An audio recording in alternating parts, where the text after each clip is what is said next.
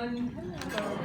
It's me again. It's this morning for Sarah, but I was asked at the last moment to do that, but I'm here for this now. I knew I was doing this, and I had a lot of points, and I had a lot of ideas of what to say, and I had everything written until I came here and I was meeting people all through. Ooh, I did something. It's going to come back. It's not important. I'm not forget it. Okay. And so, and then I heard Sarah this morning, and then I heard May from the Philippines talk, and then I heard you guys talk, and I meet people all the time, and then suddenly I thought, you know, maybe what I wanted to say needs to change, and here I am. I put something. Okay. So hearing Sarah this morning talk about her stories, and she actually mentioned 4 clear stories about her experience in the United States with her host family, with her counselor, Holly, with her in school, and when she was asked to speak, and well, those were very inspiring to me, and I thought maybe I should focus on this because Sarah was talking about building bridges of understanding. And that is one of the goals of the YES program, actually, for those of you who are familiar with the goals of the YES program. Now, May also spoke about leadership and how she has become a leader in the Philippines and for herself and for her family and for young people around her. So that too is a goal of the YES program. So let me focus on building bridges of understanding. Well, the goal was clearly building bridges of understanding between the American people and people of countries with significant Muslim populations. You know, that didn't sound right from our side, because, you know, what do the Americans want from us? Why? You know, and Muslims, and that came right after the September 11th, and you know, it was ugly, it was not good, and then there was the war on terrorism, and then it sounded from our side, war on Islam, war on Muslims, and then suddenly the American people wanted our kids to go to there. Didn't sound good. I'll come to that, and what it looked like from our side, and what we had to go through in order to recruit students to come to the United States that were saying all the wrong things about us, Muslims. All right, so someone set me off thinking all day about what happened to her 15 years ago. She learned, she connected, she was inspired. She grew a lot. I mean, while she was standing up here talking, I could remember her when she first applied for the program. I wasn't yet working for AFS because I too was applying for my own son. But I remember other parents, and I remember Sarah, and I remember others. But she really grew. She appreciated a lot of things here. She loved people, she loved friends, and she learned a lot. She dreamed. And she made memories. 15 years later, she was standing here telling you about her memories. And maybe some of you, she mentioned Holly, but others were here as well, just as I was 15 years ago.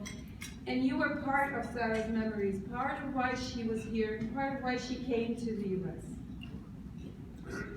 Her stories mentioned her host family. They mentioned her friends in the United States, her school, her teachers. She mentioned volunteers in Egypt that selected her and helped prepare her and actually drove her to the airport when it was time to go. She talked about her natural family. She talked about her coordinator, Holly Down. So in her batch in year 03-04, they could only find 14 students that would agree to go. We had 15 slots, but they could only find 14 brave parents and 14 excited kids to go on the program. Others would never do this. Why send our kids to America and the Americans? Now, 15 years later, AFS Egypt has sent 750 students on the S program. Wow.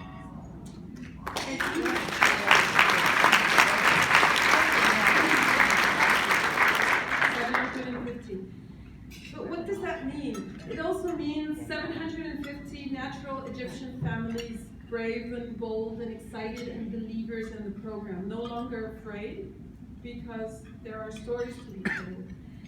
750 American host families that opened their homes and hosted those Egyptian kids in their homes, and who believed in those, I wouldn't say Muslims, because we don't only send Muslims, we send Muslims and Christians and other faiths from the Egyptian society and Egyptian community and Egyptian people. We are also a mix of people, and we send everybody. Every Egyptian is eligible for this program. That also means 750 local coordinators and counselors among you and others that have experienced and lived with the Egyptian students. It also means 750 schools that hosted with students, not mentioning all the neighbors and the friends and the sports teams and the church communities and the synagogues and any community these kids came in contact with here or back home when they returned. And that means with all the stories and memories, tears of joy, sadness, fear, anger, love, all the emotions. It's a whole year, it's life. It's what comes with it.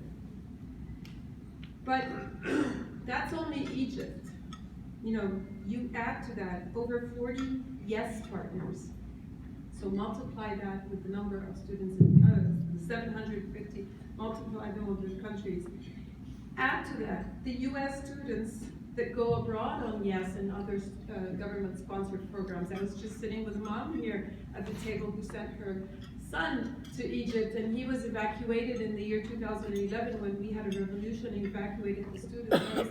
We agreed that the students were peeled from their host family. They didn't want to go. They felt they were responsible, and if it was good enough for Egyptians to be there, it was good enough for them. Why would they leave their Egyptian parents and come here to safety when they needed to be with mom and dad, their Egyptian moms and dads? That's what I'm talking about, the connection, the bridges. So, I guess we're talking thousands and thousands and thousands of people that are impacted by this program. What's the impact like? It's learning about each other, it's feeling for each other, talking to each other. How many parents talk to other parents and they share a child? They believe in each other right now, and I'll tell you more about believing in each other. We stand up for each other when we hear bad things about each other. We know, we have faith. Many Egyptians, all Egyptian students and families in it, they have an American face to tell a story about. And many of you have faces from all the US countries to tell stories about as well. This is about building bridges. Okay, but how did all this happen? It started with believers back in World War I, and then in 1947, when they decided, Galati and his friends decided to believe and dream, and started the exchange programs between the countries that were at war with each other. It's very difficult, but that reminds me of why the S program was born. So it was about believers, people who were willing to believe in peace. The ambulance drivers, Galati and his friends, natural parents who put their kids on planes, be it Egyptians or be it the American parents that send their kids to Egypt. I'm talking about Egypt because I'm from Egypt, but whatever I say applies to everybody in this room. Host families who open up their homes, the volunteers who select and prepare the students to go and be put on those planes, the volunteers who receive the kids at the airports at the other end, be it the other country, whatever it is, the coordinators and the counselors who put up with the students and the tears and the happiness, and they show them how it is to be an exchange student, Senators Kennedy and Lugar, who created YES, US government that pays for this program. Oh, how I wish my government would believe in this, and how I wish my government would also fund such programs. This is a government with vision, no matter how upset we might be or how happy we are with the government, but this government believes in exchanges, and I salute them for that. Staff members at AFS and PACS and AIFS and all organizations in this program are American councils who work way beyond the human hours. So let's imagine 15 more years of YES, hopefully much, much more. Where would these young people be, and in the leadership positions, and maybe one day influential when the time comes to take a decision? So I look back on the first years of YES in AFS Egypt. Now I'm back to where what I wanted to say. I mean, that's Sarah and May making me think about it, but now I'm back now. When we were looking for 15 students and only found 14, that's because in the first 5 years of the YES program in Egypt, we were accused of, I was working by then, of being an organization that was brainwashing students, literally brainwashing students, recruiting young spies for US intelligence. And these are real accusations, and by the way, we have been interrogated in the Egyptian parliament, we have been investigated, we have been, through so much, because we were also accused of being responsible for human organ trade. I don't know if these have terms in here, but I'm just translating from Arabic. I'm sure there are words for this, but human trafficking as well, and sex trafficking, and because people did not believe that this was real, that anybody would do this voluntarily. But we're still there. And we've come a long, long way. That's the good news. I'm standing right here, and I can tell many, many stories about what we've been through.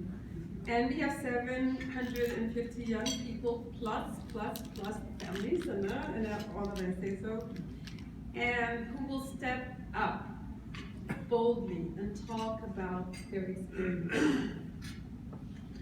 Okay, now here let me share the story of a person who gave me permission to share this.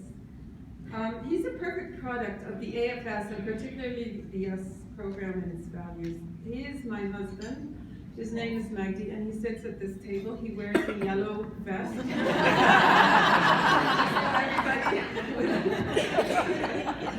He's fine. He likes attention. Okay.